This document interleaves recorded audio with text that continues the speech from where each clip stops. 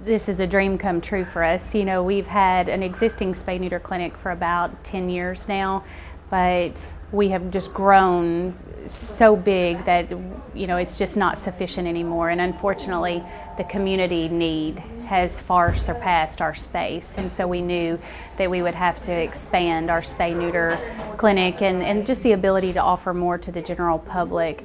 And our ultimate goal, of course, is to lower the pet overpopulation problem. So how is this going to be different from what you already have? What we've got now, 10 years ago, we purchased a construction type trailer and converted it into a low-cost spay-neuter clinic.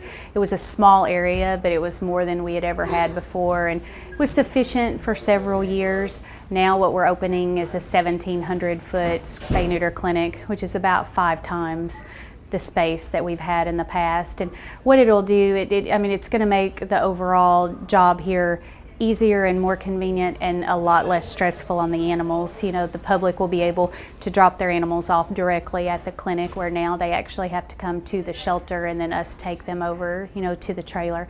Now it'll be kind of a one-step process, and it will also allow people to come in for services like low-cost vaccines, heartworm tests, feline leukemia tests, nail trims, things like that. Spay-neuter is the only way to stop euthanasia across the world, really. Unfortunately, there's a huge pet overpopulation problem everywhere, but in our rural area, it's a huge problem. You know, 10 years ago, our annual intakes were approximately 2,500. In 2012, we topped 10,000. And so the population is getting bigger and bigger, and the only way to control that is through spay-neuter.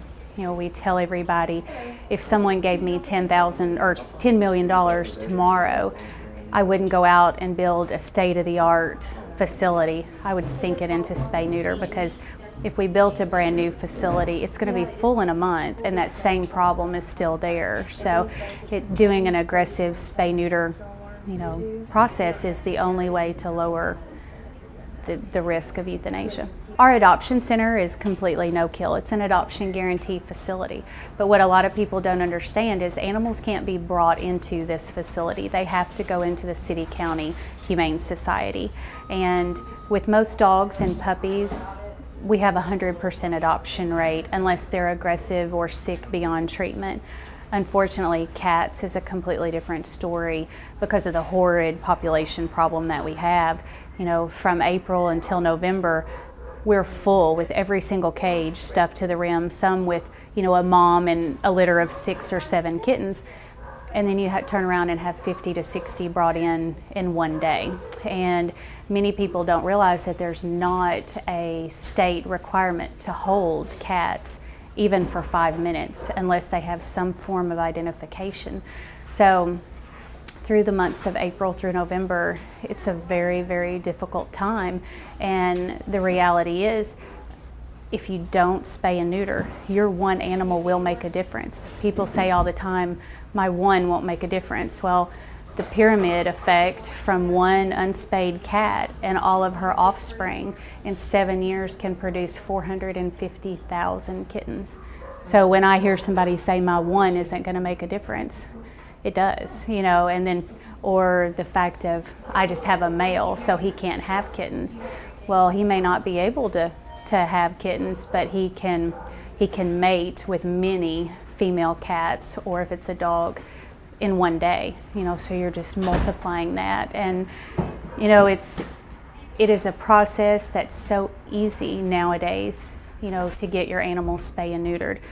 If you can't afford it, if you come in and speak with us, and there's other animal organizations who offer help too, we will do whatever we can to get that animal fixed, because there's no worse feeling than looking an animal in the eye and knowing that you're going to have to put it to sleep because there just aren't enough homes and there's too many animals. And that's a reality, you know, and it's a reality that the community is responsible for. You know, this isn't something that is a problem created by humane societies across the United States. It is a problem created by the community. Sometimes when we are going through making the decision, it is for no other factor than what color that animal is. You know, you try to keep the ones with the most adoptable personalities, the most outgoing, the ones you think that people would be drawn to. But unfortunately, tortoiseshell cats, brown tabby cats, black cats, they're a very dominating color. If you have a litter of kittens, majority of them are going to be one of those. You know, you have one Siamese in that litter or one white. People are drawn to that uniqueness.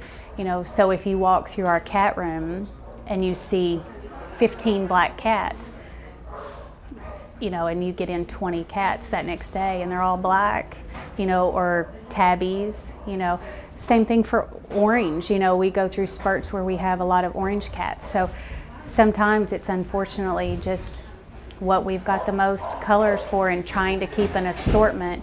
We encourage people to come in and spend time with an animal and adopt that animal because of its personality, not its looks. You know, we may have a very unique looking cat that everybody's drawn to because of the way it looks, but it doesn't have the best personality. And, you know, but a lot of people don't do that. They come in and they're drawn to what's unique.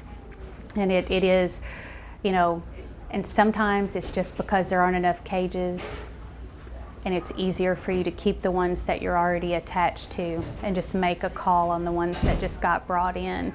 There's no real rhyme or reason that makes sense. And, you know, people say I couldn't do your job because I love animals too much.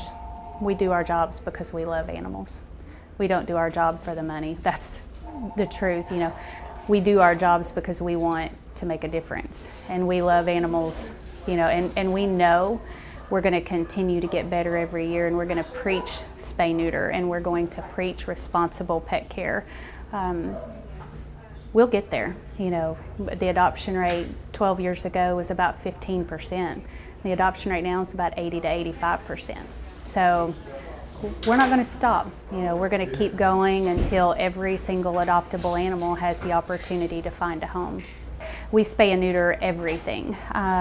We do pediatric spay neuter, which means as long as it's, you know, 2 pounds, 7 weeks old, we will spay and neuter it before it leaves. You know, we've got an amazing veterinarian who does these, and it's, you know, it's for the bigger picture. In the perfect world, it would be great to wait till they were 12 and 14 weeks old, but it's not the perfect world. And why should the animals have to pay the price for the public's irresponsibility?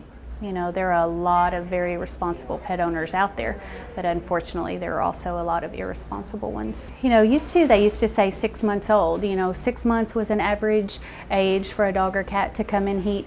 Our veterinarian came down Monday and she said literally every single cat she fixed that day was in heat. We're seeing 4-month-old kittens in heat already.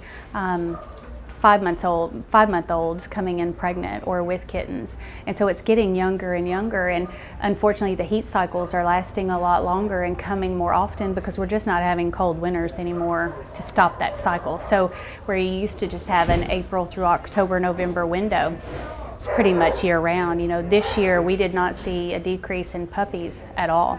We were at full capacity on puppies, even more so in December and January than any other time throughout the year. And, you know, although our numbers are going down every year with euthanasia and things like that, the intakes are going up. And I think we can attribute a lot of that. People know how hard we fight to save lives, how we want to do the best job we possibly can. So they're driving very long distances to bring their animals here because they know they've got the best chance here. This spay neuter clinic, you know, it is a dream come true, and it is going to give us the ability, you know, to do more surgeries, to hopefully apply for grants that maybe we couldn't before because we didn't have the ability, you know, to do the numbers that they required.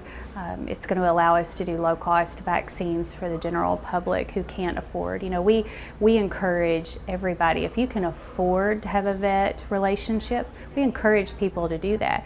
But we also know that there are a lot of people that can't afford that. You know, coming here and being able to get those services at a discount is a huge benefit to our community. And, you know, that's why we're here. We want to help responsible pet owners, whether it is with vaccinations, testing, spay, neuter. And ultimately, our number one goal is to reduce the overpopulation of dogs and cats in our area. Do you expect this new clinic to have an impact on the number of euthanasias that you have to? We are very hopeful that it does. If we continue, last year we did about 6,000 spay and neuters. If we can continue to grow that program, we do definitely see our numbers of euthanasia going down. And the more programs and discounts and specials that we can run for a lower income portion of our community, the better it's going to be. If anybody has any questions at all about spay, neuter, vaccines, and you don't have a vet relationship, feel free, come to the Humane Society, pick up the phone and call us if you're not able. We try to make it as easy as we possibly can. We're very hopeful to eventually get grants for this facility, but right now we have taken out a mortgage, and we'll be making a monthly mortgage payment on that facility. We got no funding whatsoever for it, but we know that it will be a self-sufficient facility once it gets up and going. It's going to pay for itself as far as the day-to-day operations go, but we've told everybody, if there's a donor out there who would love to see their name on the outside of that building or a pet's name on the outside of that building, we would do naming rights in a heartbeat. Because any money that we spend for a mortgage is just taking money away that we could put into very aggressive spay-neuter campaigns.